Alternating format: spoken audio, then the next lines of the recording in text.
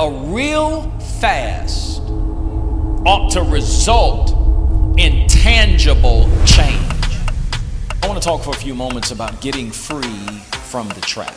By the time you get to the book of Isaiah, there's a problem. The people are still going through the motions and they're still doing religious things, spiritual things, but their hearts had drifted far from God. Because they're just, in many ways, going through the motions, God sends this strong word of correction to them through the prophet. He's saying that wickedness shouldn't have the same kind of grip on your life if there's been a real fast. He's saying that if you started a fast and you were anxious or you had issues or concerns, something should have changed throughout the course of that fast, so that these heavy burdens are no longer as heavy as they were when you started the fast. He goes on and says, beyond loosening the bonds of wickedness and lifting heavy burdens, he says, and to let the oppressed go free, and that you break every yoke. A real fast ought to result in us letting the people and stuff go that we've been holding on to because they hurt us. Notice that God doesn't say that he's going to break the chain or he's going to break the yoke.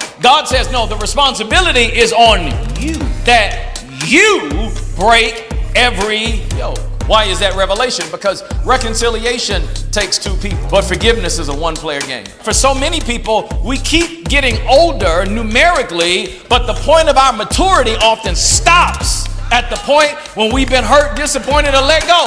If we talk about the glory of God and the presence of God and the move of God and, oh, did God show up? And you are still carrying unforgiveness in your heart, God says, y'all have missed it. Unforgiveness is a trap of Satan. When we are offended, when we are hurt, it is the bait that the enemy uses for us to fall in the trap of bondage. You need to understand that what the enemy will do is he will orchestrate situations and circumstances and people specifically assigned to just offend you. And when you take the bait, you fall into the trap. And this is how so many people are living their life. Tormented, tortured. And they're like, God, I need a breakthrough. You need to forgive. Torture is not God's will for your life. Freedom is.